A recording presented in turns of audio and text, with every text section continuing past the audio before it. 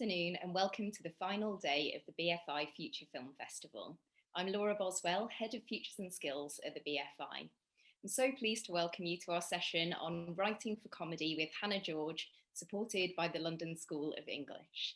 We're really delighted to have Hannah with us today. Hannah has a wealth of experience writing on comedy projects, including over 50 episodes of scripted television, short films, comedy entertainment shows, and her brilliant podcast, Drunk Women Solving Crime, which if you haven't listened to, you absolutely must. It's been great to see you all using the chat box to network across the festival. Please do also join our networking group on Facebook to carry on those conversations. Noel from the Future Film Festival team will be managing the chat box and answering any questions you may have about the festival or the BFI in there. If you have any questions that you'd like us to put to Hannah, then please do so in the Q&A box and we'll try and get through as many as possible at the end of the session. I also wanted to let you know that today's event is being recorded and will be uploaded to the BFI YouTube channel after the festival. So now I'll hand you over to Hannah for this afternoon session. Hello everyone, thank you for joining me today on this Sunday afternoon. Let me just get myself sorted. So yeah, hello, welcome. I'm Hannah George and I'm going to chat for the next hour or so about being a comedy writer, and I'm going to break the talk down into like three main sections. So the first section, I'll talk a little bit about how I got into the industry and about how I continue to try and build my career, because the industry is constantly evolving. I've been working for about 10 years full-time as a writer, and so much has changed even in that time. So I'll talk about making sketches for online, podcasting, short films, that sort of thing. Then I'll do a checklist of your spec script and how important it is to get that spec right before you send it out to agents and producers. If you don't know what a spec script is, because obviously lots of you will be at different stages in your careers. I think this is from 16 to 25. So some of you have probably just left school, some of you might be leaving uni, and some of you might not know exactly what all the sort of terms I'm using are. So a spec script means speculative. So that means no one's paid you to do it.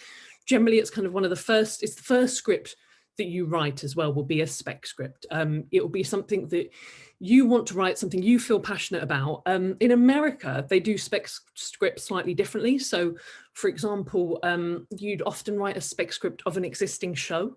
So you'd write maybe an episode of Brooklyn Nine-Nine, but in this country, do not like go out and write an episode of This Country or write an episode of Staff Lets Flats. Like you have to write your own thing. That's the first thing that I want to say, is like that's why it's different in this country. So make sure you write a spec script that's all your own original idea.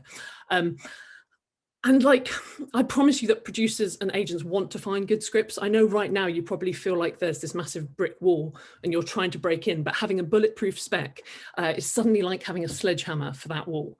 I think it was my fourth spec script that I sent out that got me any traction at all. And the three before the fourth one, they weren't good enough. You know, I sent them out to agents and I just got rejection after rejection. And it was probably for the best. And even when I was sending scripts out 10 years ago, you know, I was having to buy stamps and envelopes and sending them. So it was also a waste of money. So having that bulletproof spec is so important to your comedy career. But the thing about, you know, the fourth script that got me sort of going is that I didn't give up. And that's going to be the theme of today, is like, don't give up. Because a lot of what I say, I feel is going to be very realistic. And there's a lot of rejection in comedy writing. So, but the overriding thing is don't give up. So thirdly, I'm going to share some advice about that I've collated from other writers. So on Twitter, I asked them to share advice for new writers, and there were some really interesting responses. So I wanted to share those because I think when you're a comedy writer and you're a new comedy writer and you're listening to all this advice, it's just, you've just got to make sure you're not just listening to one person. So everything I say today, take with a pinch of salt, because that was just my journey. It's my experience. And other people have a completely different way of getting into the industry. There's no one path to having a comedy writing career, which can sometimes be frustrating because you wonder whether you're doing the right things. And also there's that old Hollywood adage from William Goldman, who said, nobody knows anything. And I think that that's a good precursor to any talk about writing. Because yeah, everyone has such a different journey. No one piece of advice fits all. So my journey into the industry started when I was at uni, and I did a degree in comedy writing and performance, which is the higher education equivalent of running away with the circus. I have mixed feelings about that degree now, because ultimately, I don't know, I'm not sure it was a particularly good script writing degree. I felt like I came out of it not knowing how to write a script. I think there are a lot of really good script writing courses at uni now. And like I say, some of you might be doing that right now. Some of you might have just left. But I felt that I left uni and I didn't really know like how to take my next step in the industry. And that's something that I want to sort of talk to you about today, because in an hour, I can't teach you to be a comedy writer, but I can teach you a little bit about the sort of the things I wish I'd known when I first started. Also, like if you've not done a script writing degree, literally, that doesn't matter. I've never been asked what my qualifications are to do this job, like never. Nobody cares. The only qualification is that spec script that we talked about earlier that I'll talk about later. So I left uni and I was quite blind as to what to do next. But one piece of advice that I got at the beginning when I left uni, which sounds really depressing, but bear with me, I found this really useful. When I first started, is that an established writer read my script and he said, "Oh, wow, this is great. This is really good." And I was like, oh, okay, I'm on my way. Incredible. And then he said, "I think it's going to take you about 5 years to start properly making a living at writing." And of course, I was like, I don't think it will, actually. But of course, as the years progressed and I was, getting bits and bobs of work here and there, I realized that he was right. And actually, it was a great piece of advice, because I kept feeling like I should be further than I am, or that I was failing because I wasn't getting on shows quick enough. But actually, comedy writing and a career in comedy writing is the long game, so particularly in terms of making a proper living. So be prepared for the long game, but you're all here on a Sunday afternoon and the sun is shining, and you could be anywhere. You could be going on your one walk a day, but bear with it is the overriding message.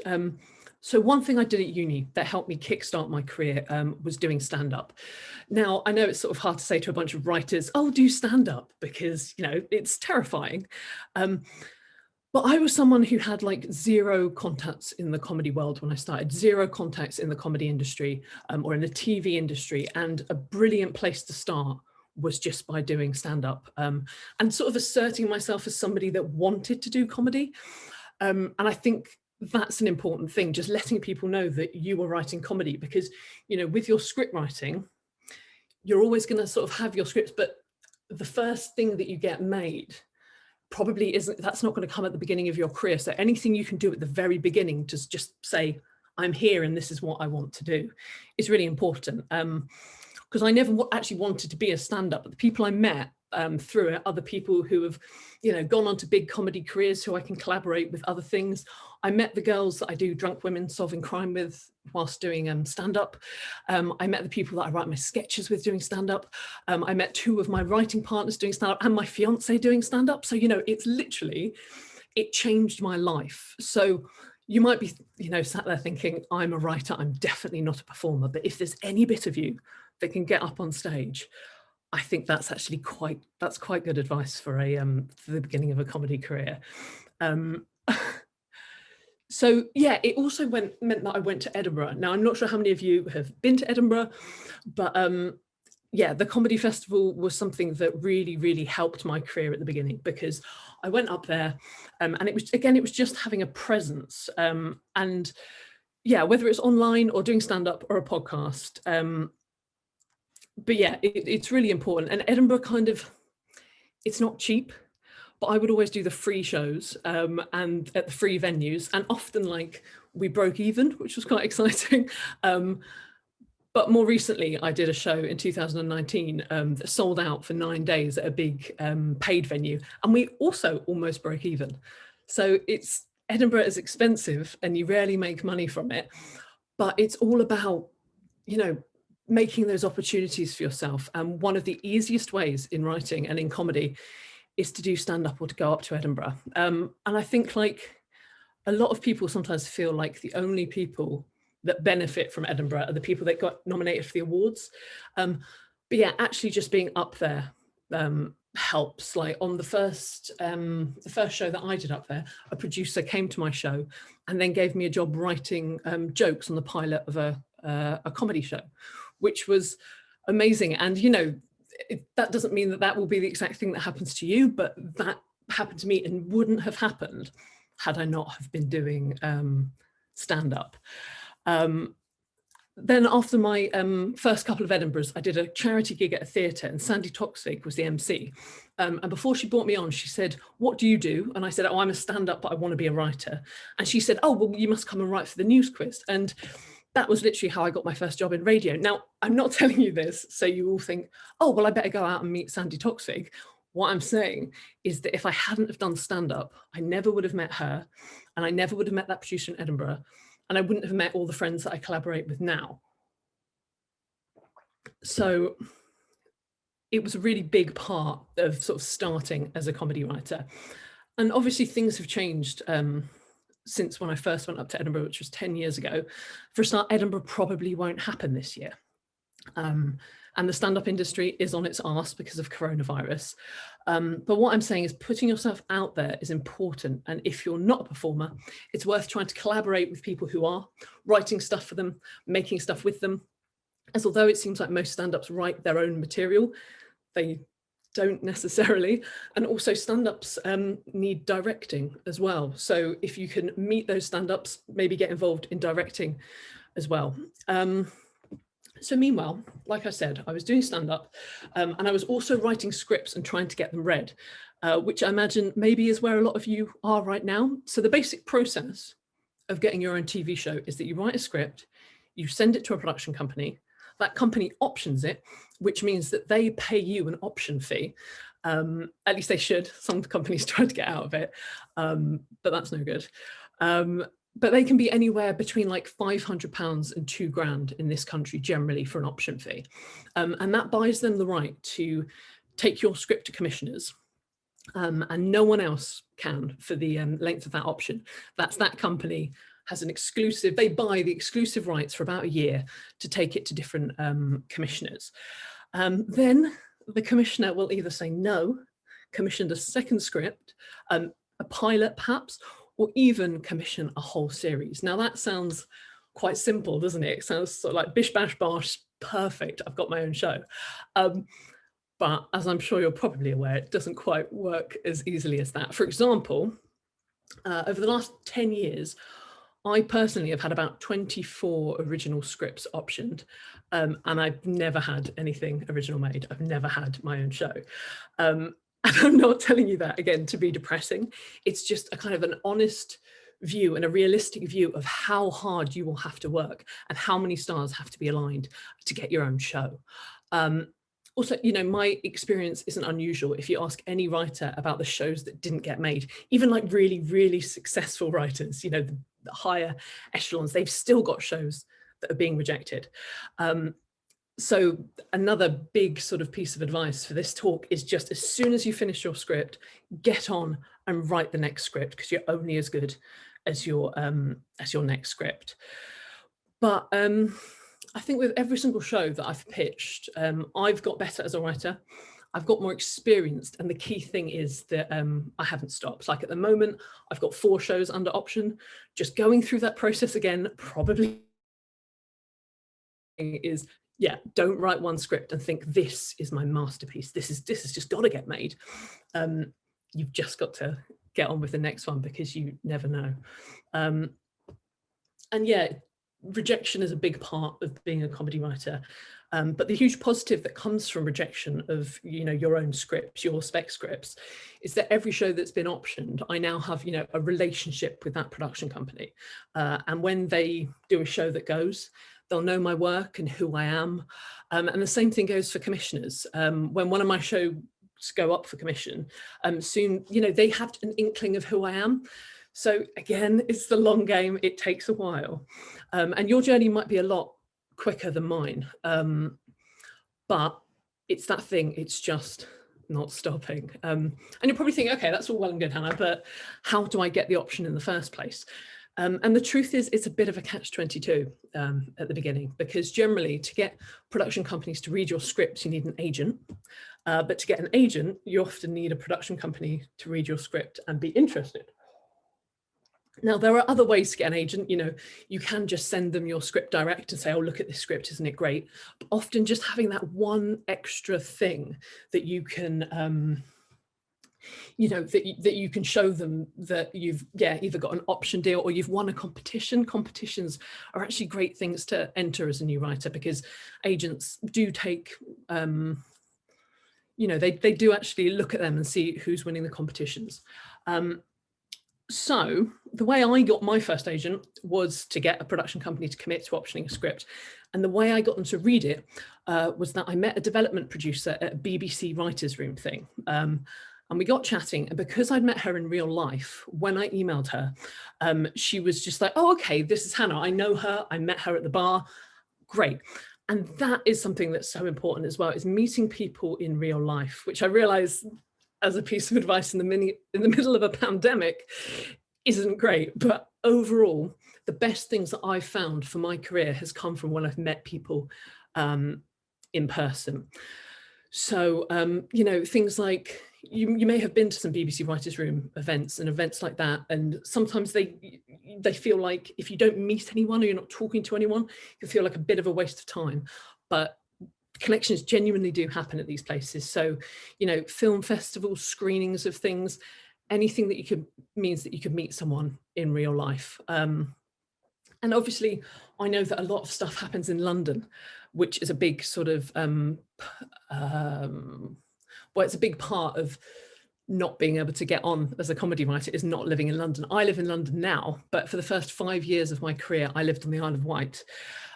So I would just travel up if something seemed important enough, which of course it's impossible to know who you're going to meet when the opportunities are going to come from. Sometimes they're from the most random meetings that you make, but it's just about going out and keeping to try and make these opportunities to yourself.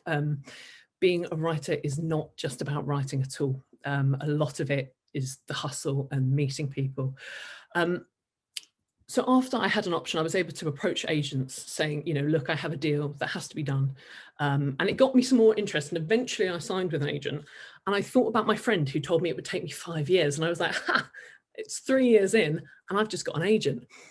But then it was a year before I got an actual job through my agent. So we were getting into 4 years.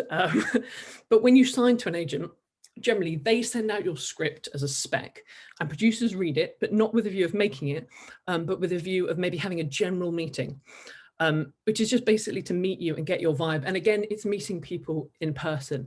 And, I've had hundreds of these general meetings across the years, and they don't all lead to things straight away. But, I'm working on something at the moment that came from a general meeting that I had 5 years ago. So again, it's just a long game.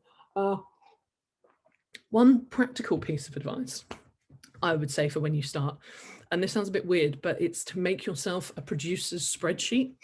And it's something I wish I'd done, because I've just started doing it again, actually, because you meet loads of people in your career and they're all the same straight white man, like 100%. That's not strictly true, but it's really, really useful for the future, because you'll meet so many people. There's so many different companies. And, your agent will be sort of taking a note of this down as well. But when you get an agent, don't leave everything up to your agent. I think that's a really big mistake. So basically writing down who the producer is, what of your scripts have they read, what production company they work for, and also keep it updated, because producers move all the time from company to company. So actually the relationships you have with the producer are more important than the actual production company. Because it's all about, it's just an industry that's all about people and relationships. So one thing about the pandemic that I think is good, if there is anything, is that Zoom meetings are the norm now. And I'm hoping it stays that way, because it means that you can make these connections wherever you are in the country. Like when I was back on the island, my agent would be getting me meetings, general meetings, which would be great. But every single time I had to come to London, it would cost me £60 in travel. And if you live anywhere other than London, that's a massive expense. But it is about investing in yourself, but it's a lot cheaper to just be on Zoom. So that's a good part of the pandemic. So yeah, after a while, I had all these general meetings, and then a producer read a script of mine who was about to make a show. And that's how I got my first job. And it was a year after I signed to my agent. And it was literally the stars had aligned, that I'd written a script that was suitable for this particular show. But when we talk about the spec scripts, we'll talk about that, about this sort of amount of spec scripts you need. So my first job was on a children's drama called Wolfblood, and doing kids TV, I think, is a great path for comedy writers. Although Wolfblood was a drama, I wrote some really funny episodes. Well, they weren't even really funny, but if you're working on a drama and you're a comedy writer, you put like 4 jokes in and they'll be like, oh my God, that was hilarious. So actually drama is a really fun place to start for a comedy writer because you feel really funny. And I was able to sort of flex that comedy muscle on a drama show. Also, I met tons of comedy writers in kids show writers' rooms. And often you're writing for comedy performers, loads of them start in kids TV as well. So you actually make really good contacts. That's something I think at the beginning, I wish I'd known. And about the fact that kids TV is a really, really good place to start. Some of the biggest comedy writers started in kids, like Bain and Armstrong from Peep Show. They did My Parents Are Aliens. I don't know if anyone remembers that. Absolutely brilliant show. Stephen Moffat did a show called Press Gang. Russell T Davies started on Children's Ward, and even Anthony Minghella wrote for Grange Hill. I know The English Patient wasn't strictly a comedy, but what I'm saying is big people start in kids TV. And I think the other great thing about kids TV is just the sheer amount of episodes. I think right now is a really good time to be getting into TV because lots of stuff is getting made, both adult stuff and kids stuff, because of things like Netflix and Apple TV and Amazon and Disney Plus. These are all things that didn't really exist 10 years ago when I started. And, you know, that's only 10 years, but so much has changed. So as comedy writers, I think, you know, some of this talk has been about how much rejection there is, but also I think this is a good time to be getting into the industry. And did you know that Netflix is 23 years old? Isn't that mad? But the point about Netflix is that it's only in the last few years they've started making stuff in the UK as well, so which is quite exciting. But the point is, with adult TV, particularly comedy, a lot of series are written entirely by one person. And this is often because the series are only 6 episodes long, and often it's written by the writer performer. You'll probably have noticed it, you know, things like Fleabag or Chewing Gum or This Country, Staff Lets Flats, all written or co-written by the performer. So whilst you're trying to get your comedy scripts made, to be able to actually make a living, which is a huge part of having a career, is making a living, kids TV, although still hard to break into, I would say there are lots more opportunities, and it's great fun. I love it. And a series of kids TV is generally about 13 episodes long for a comedy or a drama, and then 26 episodes long for maybe an animation or for younger kids shows. So immediately that means that they need a, you know, you need a writer's room for that. You can't just have 1 or 2, well, you can't just have 1 or 2 writers on that. You just have to get more writers involved.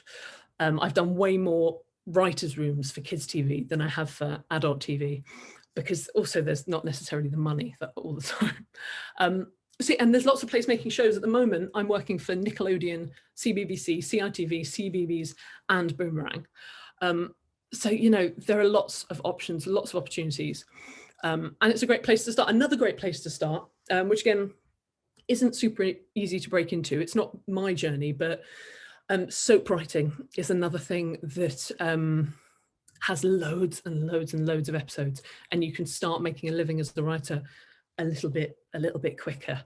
Of course, if kids TV or soap writing doesn't appeal to you, then of course don't do it. It's pointless becoming a writer to do something you hate. But you might be waiting a bit longer to become a professional writer. I have a friend who started at the same time as me, and he refuses to do anything other than sitcom writing. And consequently, he's never had a job. He's never had a job. He's a very bitter man. But the thing is, you know, I've written on a sitcom, and I think the only reason that I got the job on the sitcom is because I had a CV, you know, they already saw that I'd done several episodes of Wolf Blood, another show called The House of Anubis. And although it was kids' TV, it meant that, you know, I was a professional writer and I knew how to do the job. They, of course, had my comedy Spec Script as well. But that doesn't tell them that I was able to work with a script editor, deliver things on time, and just basically know how to work as a writer. So although it might feel like kids or soap writing isn't what you want to do, it's not bad as a path to kind of get you there. And I think, yeah, one thing people worry, sorry, I talk really fast, I've realized. If you're struggling to keep up, I'm sorry, I'll try and slow down. One thing that people worry about with kids TV and soap writing is becoming pigeonholed.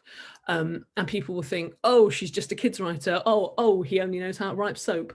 And I think that does happen. And for a while, I felt like the kids stuff was going very well, but I wasn't getting any adult comedy stuff. So again, it's coming back to sort of asserting yourself as a comedy writer and just letting people know that's what you do. So that's when I started making some of my own stuff. And this is because, like I said, I was working on lots of different shows, but I hadn't had anything original made. And it's really hard for anyone to know sort of what my voice was, or for me to know what my voice was. And I think finding your voice sounds quite kind of airy-fairy, but it's really, really important because it's that thing that separates you from other writers. And I think for me, I'm only starting to find my voice. And writers continue to find their voice and evolve across their entire careers. But actually being able to make something original, be it, like I say, a podcast or a short film or sketches for online, can be really important. Certainly, I think I went quite full on in the sense that obviously I write loads of kids' TV, but then my podcast is called Drunk Women Solving Crime, where we talk about serial killers. So that's me saying, oh, I do the kids' stuff, love the kids' stuff, but also I have a certain interest in sort of quite dark comedy.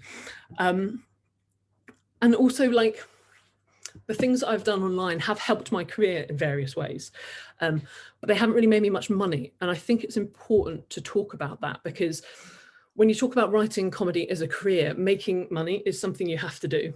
And I think people don't talk about that enough. Sometimes I'll see people saying like, oh, if you're comedy writers, it's easy, just make something and put it online. Isn't that great? And it's like, yeah, it is. But actually, very, very difficult to make money from it. So for example, for a script fee, the Writers Guild minimum for a half-hour script is about £5,700. Slightly less for kids, but not a huge amount. And also, if the show is going out on a terrestrial channel, you get, this is something I wish people had told me at the beginning, is that you get something called SUA, which is also known as principal photography fees. And that means that you get your script fee all over again. And that's like as a buyout for repeats and stuff. I remember the day I found out that I was going to get my script fee again, I was like, wow, this is double the money. So the reason I'm telling you about this is I think that I certainly, when I first started in comedy and writing, I had no idea what I was going to be paid, or if I would be able to leave my job at any point, or at what point those 5 years was going to bring me a moment where I was going to be able to write full time. So, you know, you're talking maybe over 10 grand for a script, which, you know, is pretty good, which is why it's important to make sure that if you're making stuff for online, you also focus on your writing, on your script writing, because that is where, you know, for me, I make 95% of my income comes from script writing. And then, you know, 5% from, you know, things like podcasting, and, you know, some online stuff has made me money, which I'll tell you about in a minute, actually.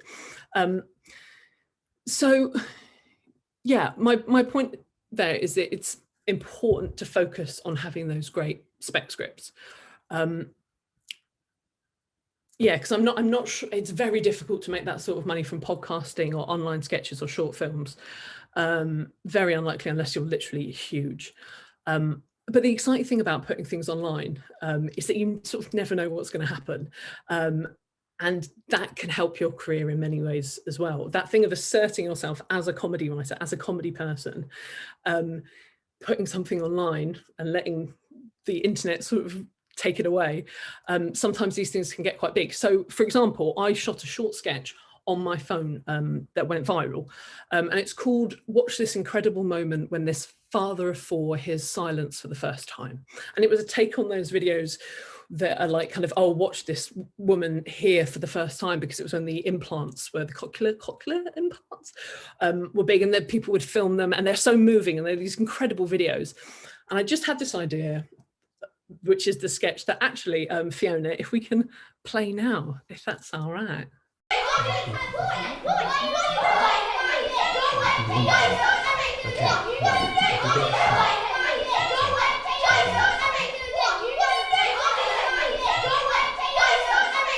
Shut the fuck up!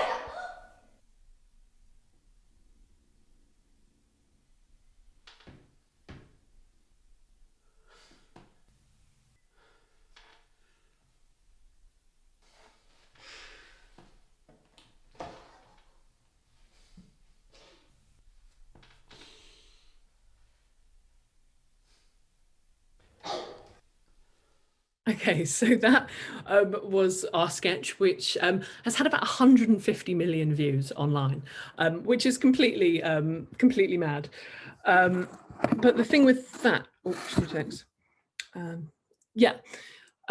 so I learned quite a lot from this experience of going viral, and it was about 6 years ago. And what I was talking about not really being able to make proper money from it anymore, is that we put it up on YouTube. And nowadays, if you make a comedy video, you tend to upload it straight to Facebook or straight to Twitter. That's where you're going to get the most shares. But you can't actually monetize that. You don't have any control over it in the way that you did on YouTube. So actually they made it a lot harder for people making comedy sketches and trying to make money from it. And just to talk about the money side, because I think that we don't actually talk about money in Britain at all. And when somebody's like, oh, go off and make videos, and you want to know if you're going to make any money from them. So a company got in contact with us, which is what happens when you go viral, is that suddenly you get a phone call, don't know how they got my number. But they said, oh, can we license that video from you? And basically, as soon as it started going viral, people started uploading it to their own YouTube channels. They would steal it. It would just go everywhere. And so they helped take some of those down, and they monetized my YouTube channel. And the thing about the 150 million views is that 130 million of those views was on one Facebook page. And it was a Facebook page called It's Gone Viral. Now, It's Gone Viral took it without our permission. They downloaded it, they uploaded it to their own Facebook page, and consequently had 130 million views. Now, in the end, our YouTube page ended up with about 2.6 million views. And that earned us about like $800, which, to be fair, is amazing, because we shot it on the phone. We didn't expect anything. But then I kind of, when I was thinking about what I wanted to talk about, I kind of worked it out that that's $350 per million hits.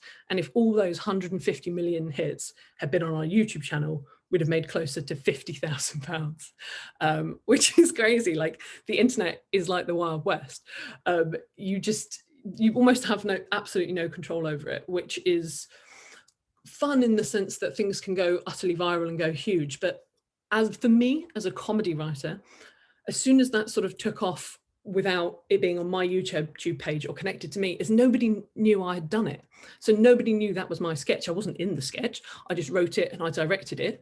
But nobody knew. And things like that don't end up on IMDb, for example. So we made another $1,500 from that video through licensing, because it was on RudeTube. And for some reason, Playboy licensed it. I don't know why, maybe it's very sexy. So obviously we made some money, which is cool, but the best thing to come from that video, and I think if you're thinking about putting things online, is it's about the stepping stones and the things that hopefully come from those things. I've put lots of stuff online, and some stuff has just hit a complete wall. It's been shared by a couple of my friends, and that's it. But every so often you get something like Father Hears Silence. And I saw that BBC Three were doing online sketches called Quickies. So I managed to find the email of the right person there, and I just emailed and I said, oh, I write sketches and I made them, I made this one. And they emailed back within an hour saying, oh, we've seen that sketch. We love that sketch. It's the sort of sketches we want to make. And that for me was like, great, brilliant. But of course, there was part of me that was like, oh man, like nobody knew that that was me who had made that sketch. So I think an important thing is making sure you try and keep ownership of your online output. And a good way of doing that, another tip I would say, is to have a website as a comedy writer, I have a website just so you can keep everything together and keep it coming back to you, because I think as the writer, if you're not the performer, people very rarely know that something is you. So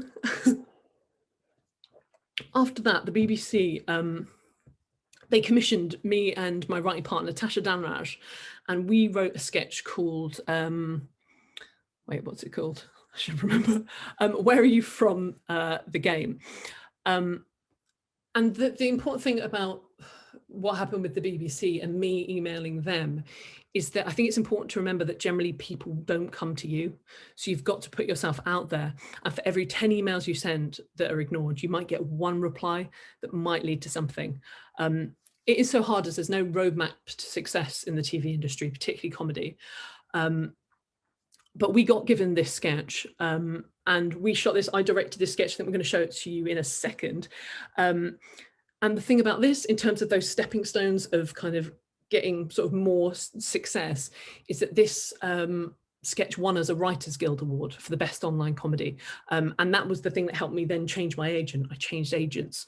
So all of that came from shooting one thing on my phone. It wasn't from any of the other sort of scripted stuff I'd done. It was from, you know, you can work it back all the way back to that one sketch I shot on my phone. So if we can play the other video, Fiona, if that's all right. And you stayed with that company for 3 years. Great, great. Well, I think that's everything. Oh, yeah, just one more thing. Where are you from? I'm from London. Yes, but where are you from? I was born in Surrey. Okay, I don't mean like sorry. I mean like. Guildford. Yes. So you don't seem like you're from Guildford. Okay, you got me. There we go. I was born in Cobham. I just tell people I'm from Guildford, you know, to be cool. Ah, right, yes. I mean, where are your family from, specifically? Specifically, Vincent Road. No, I mean, where are your parents from? Mum grew up by the big Tesco's. Yeah, before that. She lived in Woking for a bit. Before that? Brighton Polytechnic. She dropped out, though, so it doesn't really count. Yeah, no, I mean, like, you know, way, way back. You mean where she was conceived? Knowing Granny and Grandad, probably the Premier Inn. No. No, you're right. That wasn't built until the 90s. Where are your grandparents from? They still live by the big Tesco's. What's your background? Musical theatre. Where are you from originally? You mean which hospital? No! Why are you brown?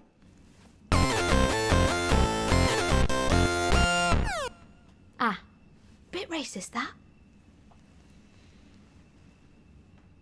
Okay, so that was Where Are You From, the game. And I show you that because that's just an example of the fact that, we won an award from that, which sort of changed my career. And Tasha, who is a brilliant writer, she was just starting her sort of career at that point, and that really, really helped her. So also, like, collaboration is a big thing that's good. I don't know if you guys collaborate with anyone, but particularly if you can collaborate with performers that you really like, you know. So for example, the guy in Father His Silence is also the guy in Where Are You From, the game. So if you have an idea for a podcast, a short film, or a sketch, my advice is to make it. Don't expect to make money from it necessarily, but use it as a stepping stone and make sure as many people see it as possible. So anyway, that's sort of the basic journey that I went on in order to break into the industry. And now I want to talk about Spec Scripts. So this is your passport to getting anywhere in the industry. Basically, it's the thing that you have to have. You can't just say, oh, I want to be a writer and not have a Spec Script. So the script checklist is, and this might sound really, really basic, but I just want to make sure that these are the basic things that you need. So for example, script writing software is an interesting place to start. Like, you've got to make sure your script is formatted properly. There are lots of free script writing programs. One's called Celtex, I think, but the industry standard is Final Draft. Now, Final Draft is about 150 quid, so it's not cheap, but it is literally what everyone uses. As soon as you get your first job, you'll need it. So it's kind of up to you whether you want to, or you can invest in it now. But there are other options for screenwriting software, but you don't want to spend 150 quid on movie magic. I think there's one called movie magic when nobody else in the industry uses it. So it's got to be final draft. Lengthwise, a sitcom, which is generally half an hour, 30 pages. It's a page a minute. And I'm sorry if you know all of this stuff already, but that's so important because I know that people who get, you know, agents who get scripts through for a sitcom and they're like 38, 39 pages, that's just, that doesn't wash. You shouldn't like, you should be able to know how to edit your stuff down. A writer said to me recently that he's never taken, he's never put back anything he ever took out of a script. So, and the other expression is kill your babies, which is a bit harsher, but obviously we all love our scripts and we love what we put into them, but editing is such a huge part of being a writer. So in terms of character, make sure every character has a specific voice. If you took away the character names, could you tell who said each line? If not, go back, make them more defined, make sure everybody is just a different character with different opinions, which is so important because you've got to have that conflict. So there's this expression which is like that every line should reveal character, push the story forward, or be funny. And ideally it should be all three. So again, if you've got your spec scripts and you're waiting to send it out, have a look at every single line because it really does come down to that, every single line. Another thing is to make sure that you get people to read your script. Don't let the first person who reads your script be a producer or an agent, because even if it's just getting your mum to read it, there might be things in the script that you think are very obvious that somebody who isn't a writer can say, oh, but what did you mean here?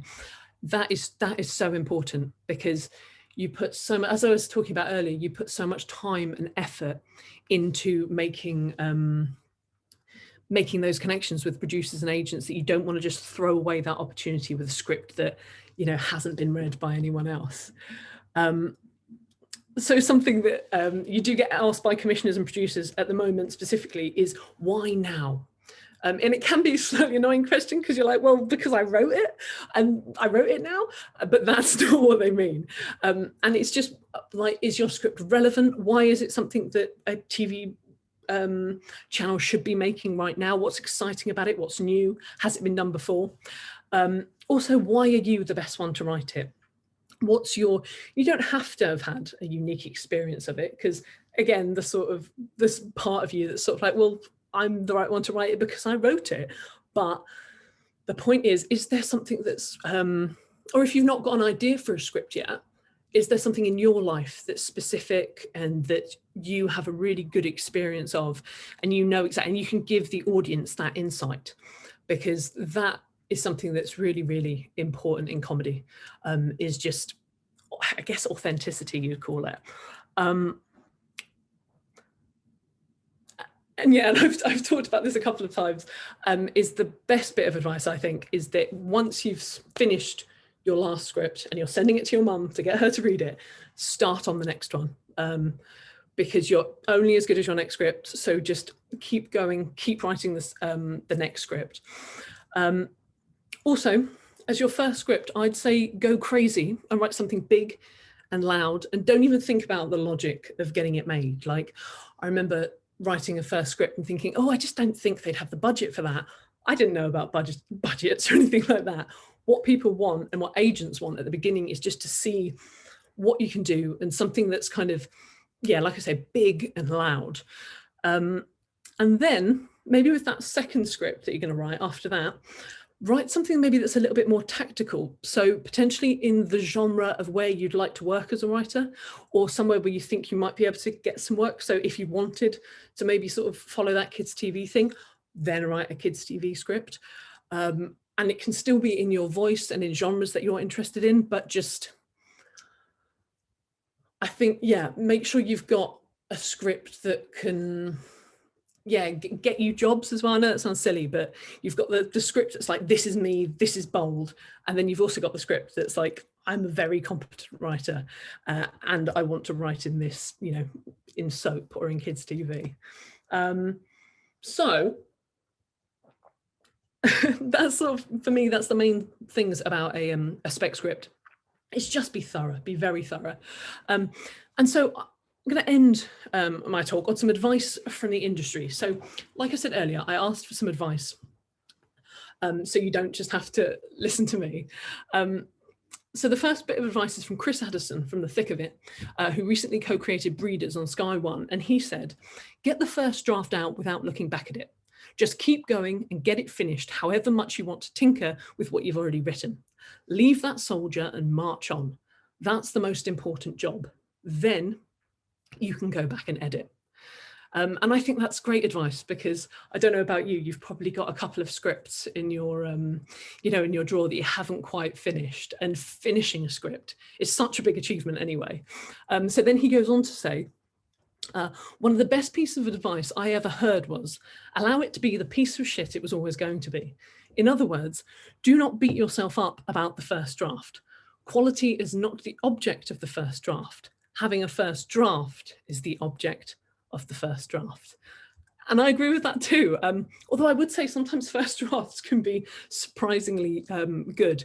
We also call that a vomit draft. So it's like literally you're just vomiting it onto the page. You're not really thinking about it. And then Chris finishes by saying, writing is rewriting. Yes, it is, but that means you have to have something to rewrite, and you really don't have anything until you've typed the end. I'm on a first draft right now. I've spent the weekend shaking my head at pages I've already written, but tomorrow, when I get to my desk, I will ignore their clamoring and plow on. And then I will go back with a sledgehammer, then back with a chisel, and then with some fine-grained sandpaper. It's all a process. Be kind to yourself. And I think that's great advice as well. So that's Chris Addison. Another piece of advice here is from Lisa McGee, who wrote Derry Girls. And she said, I give the Derry Girls a pickle of the week. What's the pickle? How did they get into it? How do they get out of it? What makes the pickle worse? It's simple, but it helps. I also like saying pickle. And that, I think, is great advice. And it's simple, of course, but like every script has got to have the pickle. And that's perfect for the tone of something like Derry Girls or for comedy. I'm sure that, the person who writes Line of Duty doesn't think, what pickle do they get themselves into this week? But for comedy, I think it's perfect. So a few more pieces. Jonathan Harvey, who wrote Gimme, Gimme, Gimme, said, everyone has an opinion on what's funny. Writing comedy is tough, as they always want more laughs per page. When they're coming at you from all sides, try not to have a breakdown and focus on what makes you laugh and what you think is funny. Which again is great advice. Having like that thing about finding your voice is sometimes just almost being honest with yourself about what you find funny and what is your sense of humor. And you get to know it, like through the podcast, I think that I've got to know my sense of humor a lot better, because I have to re-listen to it every week.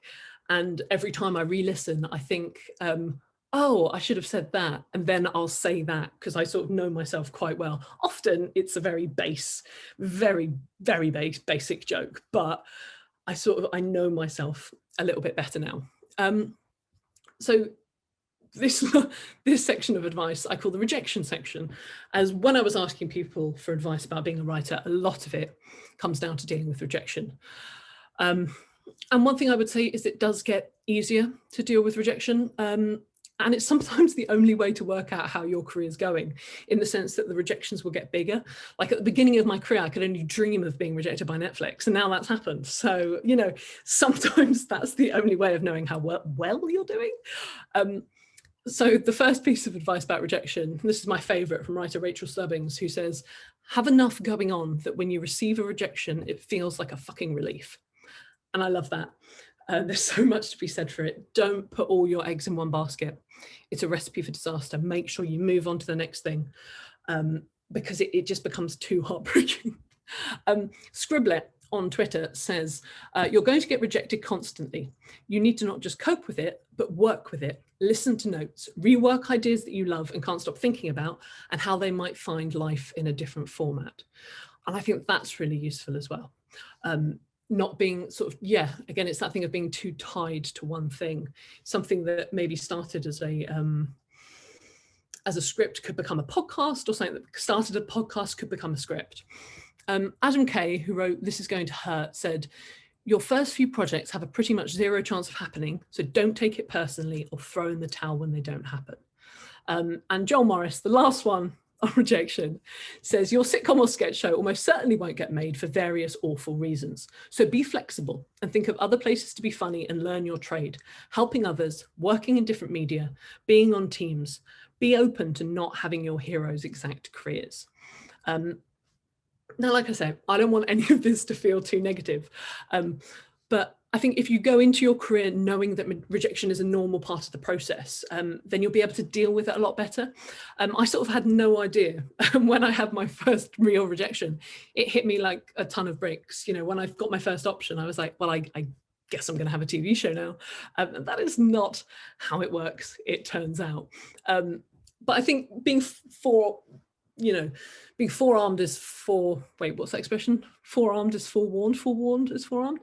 But the point is, knowing that there's going to be those rejections, I think makes them slightly easier to deal with. And also just celebrating the little wins is really important. Across my career, whenever I've had like little tiny bits of success, or even just getting a meeting for a particular thing, I'll always just sort of have some kind of celebration. I just really like drinking, essentially.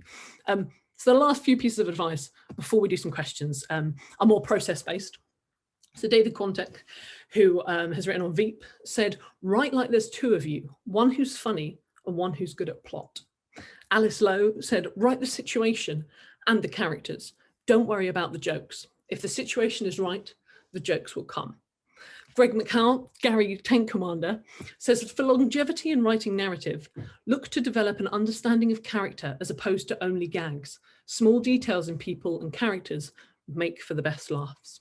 And lastly, Rufus Jones, who wrote Home for Channel 4, says, make your characters as different as possible in world outlook. What may seem like a caricature on the page is often much more natural on camera because an actor's job is to make it look natural. Don't be afraid to make your characters extremists. So that's about it from me. I hope it's been in any way useful. Like I said, the journey is different for anyone, for everyone. And the trick is just to keep swimming, keep putting things out there. You never know what's going to be successful. And the things that aren't successful don't matter because everyone's putting so much out there all the time. So I think, Laura, we're going to do some questions. I don't know what you've been talking about on the chat because I've covered it up because it was too distracting. And a lot of love for all of the children's TV series that you've written on. So nice. that was amazing. Thank you so much gold in there, like absolutely brilliant. We've had loads of questions, well over 100, so we won't get through them all, but let's try and crack through a few of them now. So sure. First question we've got from Chris. What comedy inspires you, and what would you recommend like an early career scriptwriter to be watching now? Oh, good question. And I thought to myself before this talk, I wonder if anyone asked me what I'm watching now, I should have a good answer. And I didn't think about it. But I'm watching Schitt's Creek at the moment. I enjoy Schitt's Creek. And that's an interesting one because I watched a few episodes and I wasn't that into it. And then suddenly everyone started talking about it. And I know that kind of makes me slightly basic to be like, oh, maybe because everyone likes it, I'll like it. But actually it taught me a lot in sticking with the show. And now, of course, I mean, it's brilliant. So a lot of what I watch is American shows. And also, I'll watch 30 Rock over and over and over again. Like I've watched all 7 series every year for the last 7 years. But what I would also advise is don't do that. Watch new stuff. Watch what's out there at the moment. I love, like, in terms of British comedy, I love, like, People Just Do Nothing. I thought was brilliant. I think, like, obviously Fleabag was great. So basically all the big ones, Chris, that's what I'm saying. Perfect. Okay. Next got a question. How do you protect or copyright your work in case of any copycats? Now that's a really interesting question, and it's bad because I don't want to give the advice of it doesn't matter, don't copyright anything, because that will come back on me.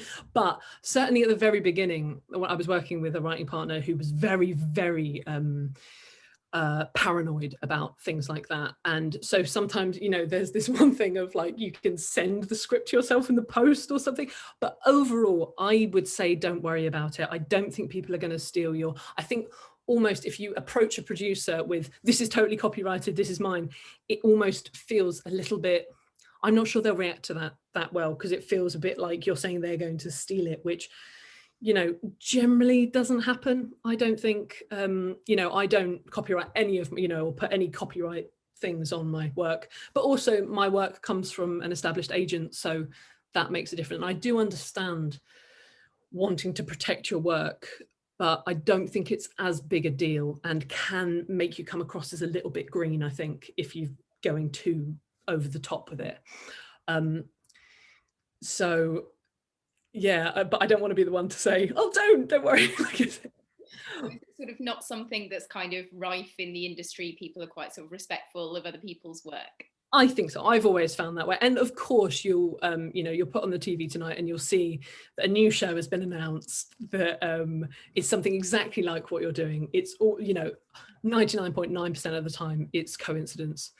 And it's just annoying because you've written a script. But also I would say that if you've written something that's similar to something that's on now, don't throw that idea away, because maybe by the time you get that away, it will be a few years down the line, and people will have forgotten about the other show. And again, it comes down to voice, I think, is that the voice of the show that's on will be different to your voice. Like, you know, Ted Lasso and I can't remember the one the In-Betweeners guys recently did. I watched it as well, but I can't remember what it was called. They did a show about football. It was actually so similar. It was like an American coming over to deal with a British football team.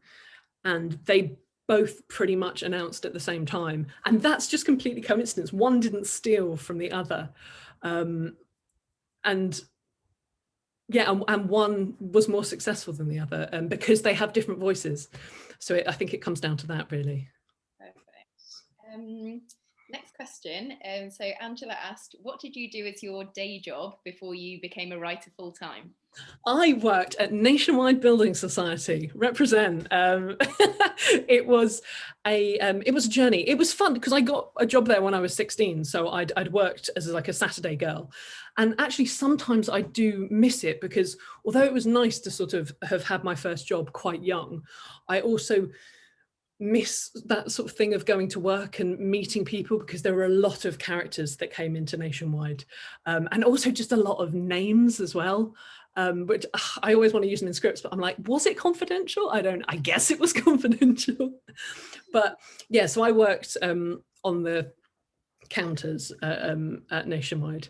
And they were very sweet because they knew I sort of didn't want to be there. So I just try out jokes on my colleagues and they would sympathetically laugh. It was nice. But I think that's the thing whilst you're sort of trying to become a comedy writer, although the day job can feel really kind of draining. And I certainly, I had to work part-time because if you get to the end of a day of a job where you're like interacting with people all day, I was just absolutely knackered that I just couldn't write or have any creative output after that.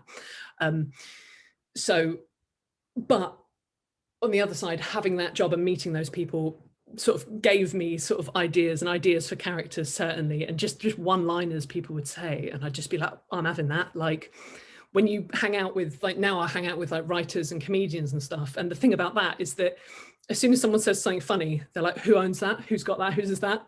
So it's, but with people at the bank, it's like, oh, I can have that. That's mine.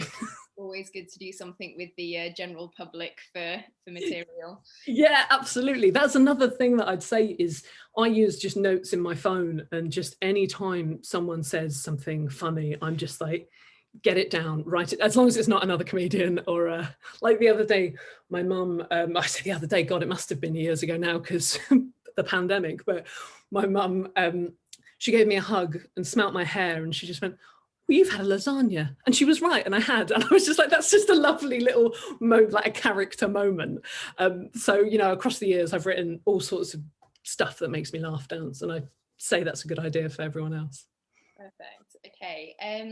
Samuel has asked, would you recommend writing alone or with other people? Oh, good question. And I've done both, and I do both. So when I started writing with a writing partner, and he was on the Isle of Wight as well. And we don't work together as much anymore. And that literally comes down to the fact I moved to London because my boyfriend's in London. So I moved for sort of life reasons. And it's very hard doing things long distance, particularly before the pandemic. You know, like now it feels like I'm working long distance with people that live down the road. But writing in a partnership, it's good, and it's sort of got me where I was, and where I am, and I still do it. But that thing about finding your voice, I think since I've started working on my own a lot more, I know what my voice is a lot more. And I don't have to sort of justify anything to anyone in a way, which I think is good for writing your own stuff. And also the big part of it as well is that I get to keep all the money. And like, that is like genuine. I know it sounds awful, but it's just, you know, it's literally half of what you earn. That's how it works with the writing partnership. You just split everything. And we do writers' rooms where we'd have to travel all the way up to Liverpool, and they would make us split the Writers' Day fee, which was already not a lot. And most companies, well, there was only one place that made us do that, but like you end up, having half of everything. So you have to have twice as much work, and work isn't always plentiful. Yeah, fair enough. And if, you know, at the start of their career, people would feel sort of more comfortable kind of developing with another writer, where do you kind of find writing partners? How do those partnerships come about? Well, I mean, like I was saying earlier about doing stand-up, going and doing stand-up is a good thing because you meet other people that are into comedy. Things like Edinburgh as well, even if you're just a writer, I hate that expression, even if you're just a writer, going up to Edinburgh and sort of meeting people, be it like, you know, after a show, you've just seen the same show, you'll find a lot of people in Edinburgh audiences are also writers. So I think things like that. And again, the BBC Writers' Room stuff, just people that you have to really get along with them as well. So it's not something that you can sort of go like, oh, I'm going to pick you because you live close to me. It's all about being able to write together. And sometimes it doesn't work, and that's also okay. I think as long as you can ruin good friendships with a bad writing partnership, so be careful. But as long as you both go into it with a kind of, well, let's see if this works, and maybe it will, maybe it won't. Perfect. Okay. Slightly different direction. So James has asked, does an agent get paid every time your script is commissioned, or do you pay them a flat fee? Oh, well, it's a percentage thing. So, for example, I think I should know my agent takes 10%. So, if I get a script fee, they will take 10%. But also they say that, you know, the reason you have an agent is that they get your fee bumped up because they'll do the negotiation. I would do all the work that I do for like 20 quid. Like, genuinely, I'd be the worst agent in the world. But they almost earn that money back for you by sort of like getting your fee bumped up.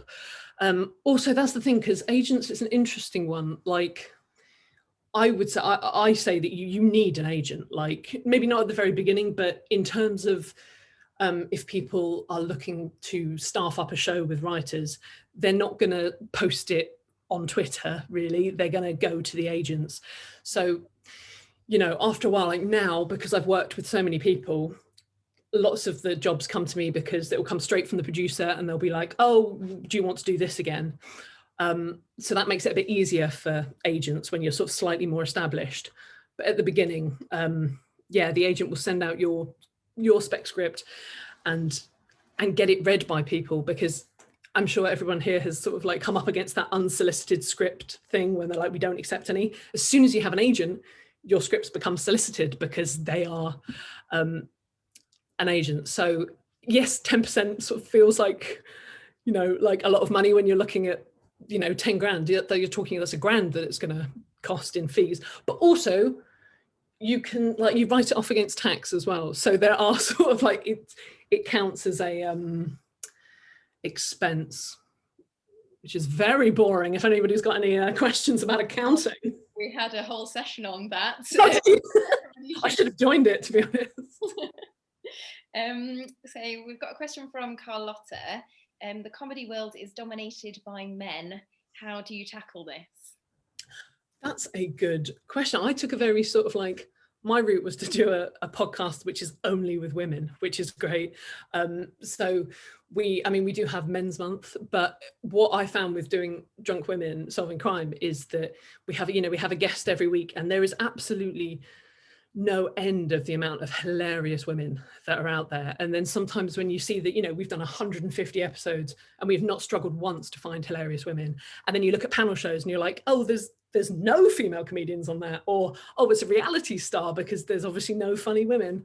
I think it's getting better. I think it's sad that it's got to this point whereby, like, you have to have rules that you have to have a woman on a show, and it's like, that's a bit of a shame, because it feels like that should have been obvious from the word go. But again, I think it's a good time to be a woman getting into comedy now, because even if they don't want us, they have to have us now. So yeah, I wouldn't let your gender or your sex put you off at all. Like, I think it's a really good time. Perfect. We've got a question from Emily, who's asked, what do you think producers and agents are looking for when they're looking to kind of sign up scripts, sign up talent? Oh, good question. I mean, different things, I think, because obviously every single producer has their own taste, every single agent has their own taste. So a good thing to do when sort of approaching a producer or an agent is to look at who they represent. Like, do they represent people that you think your scripts are in a similar tone to, or does that person, does that agent's clients have the jobs that you want? Because, it would be pointless me being signed to the same agent as Jed Mercurio, for example, because whose name I was trying to remember earlier. I do know, but, it would be pointless because they'd have the wrong kind of contacts, if you see what I mean. So you want to make sure that you do a little bit of research into who you want as well, because it does feel, I think, at the beginning, like you'd very much be like, I'll take anything, but that actually in the long run might not be very useful to you. Make sure that you can almost see that trajectory with their other clients. Yeah, that's important, I think. Perfect. And you mentioned in your session that you switched agents. I did. How did you sort of make that move? Well, it kind of, again, it was this thing of being in a writing partnership, and I signed to my first agent with a writing partner. And what I said about sort of finding your own voice is, over the years, we started to sort of grow apart and write our own things. And I think that it was difficult because our agent took on a writing partnership, and then suddenly she had these two other clients as well as the writing partnership who were writing very, very different things. Like, he would write a lot of sci-fi stuff and I'd still be writing the comedy. So in the end, it kind of felt like we weren't the right fit anymore. And I'd had a few, I'd had a few months of absolutely no work at all. And I think that I kind of realized that we were just so in that 6 months, I wrote a film script, which I loved. And it was one of those things where I was like, I'm just going to write the thing that I want to write. And then she wasn't that keen on that script, which is fine because everyone has their own tastes. But I thought, right, if you're not into the thing that I absolutely love, then maybe we're not right for each other. And actually it was quite a nice breakup. Like, if you can have a nice breakup. And that meant that I was in a position that I could then go and, again, look at different agents, look at people who were, she was going slightly more drama, and I could sort of just make sure I was keeping myself in that comedy world. So actually it was the best thing that ever happened.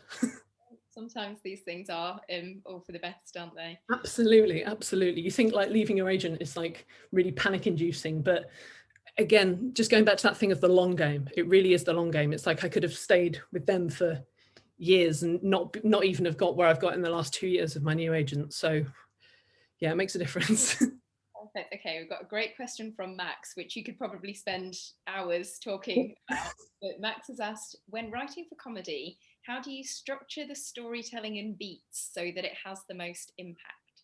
Oh, good and big question. I think what I do, and it's a bit of I think that there's two ways of thinking, I think, with comedy writing, is the thing that is the most important is story as well as characters and jokes, is sometimes you can watch a sitcom and you'll be like, oh, I'm a bit bored and I don't know why. And often it's because it hasn't got the story and it hasn't got those twists and turns.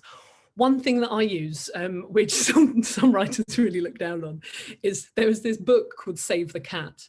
And Save the Cat is like, it was probably written in the early 2000s. But it has a thing called the Blake Snyder beat sheet, and that literally, and there's a beat sheet calculator that you can find online, and you put in the amount of pages that your script is. It's for mainstream film scripts, really. So you put 90 pages and it will tell you that, your midpoint's at 35 pages, your turn into two is at 15 pages. It's very, very prescriptive. But actually, when I'm struggling with a 30-minute script, I think I'm just going to find those beats and see where I can put it in. And I sort of see what's missing. Because sometimes, you do write something and you think, there's something wrong here. And often I will go back to that calculator, which, like I say, it sometimes feels a bit dirty, but but it really helps. It really helps. But don't think that you have to do exactly what that calculator says as well. As much as it's helpful to sort of get your head around it, then of course throw it out the window and do your own thing. But beat sheet calculator, have a look. Okay, Elizabeth's got a question about podcasts. So she's asked if you'd advise always scripting a podcast. Interesting. I think certainly because there's so many podcasts now, the thing that will make you stand out probably isn't me and my mates having a chat, because to be honest, there's so many celebrities that do those ones and you're much more likely to listen to a celebrity one. So yeah, I would say something that has a bit of structure to it, because with Drunk Women Solving Crime, me and the other girls that we do it, we're not famous, but we've managed to sort of get famous people to be on the pod, which is really helpful. But loads of famous people do podcasts or are on podcasts, so we had to have that extra thing. And it was I think it is the scripting and just knowing that we've sort of put like a level of research into it. And also, if you're going to do a podcast, just make sure you've got a name that really cuts through. Like that's the Drunk Women Solving Crime was something Katie, who's one of the other drunk women, she thought of that 10 years ago. She told me, I remember we were in Edinburgh and she was like, I want to do something with that. And I was like, that's a hilarious name, but I don't know what it is. And then 8 years later, we were like, it's a podcast. So I would say, but in terms of actual scripting, like writing stuff, I think it's a good idea and it's a good way to get things made. But again, getting people to listen to podcasts are really, really hard. But if you have a good name for it and some good cover art, sometimes that's all it comes down to. Thank you. Okay, another really brilliant question here, which you could probably talk on all day. This question from Huda. As a writer, how can you tell whether your writing is funny or not? That's a good question. It's a good question. I think for a start, you have to make yourself laugh. I think in doing a writing partnership, what's fun about that is you instantly know if something's funny because you'll say it and they'll either laugh or they won't. But I think a lot of it also comes down to confidence as well. And it's something I've had to learn over the years is actually, sometimes people will say, oh, that's a very confident script. And I think because you choose sort of almost like the tone and the sense of humor that you are putting out there. And yeah, I think a confident script is one where you just go, no, this is my sense of humor and I'm doing it. But in terms of knowing, because it might not be funny, I don't know, getting other people to read the scripts, I think is a big part of it. And not just one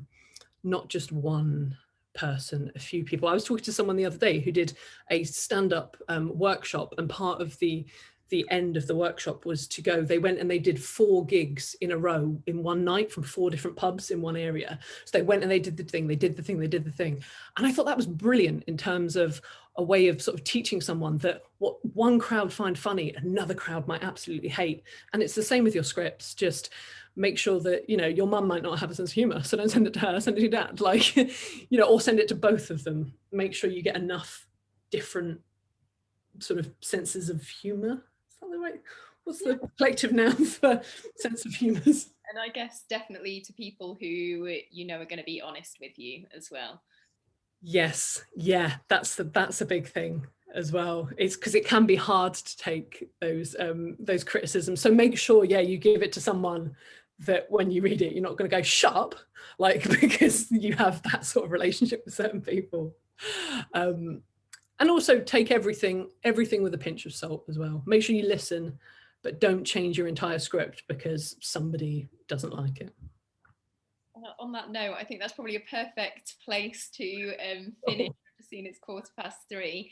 Hannah, thank you so much. That was absolutely amazing. Right. So much gold in there. And what's your Twitter handle if people want to follow you? Oh, I'm at Hannah M. George.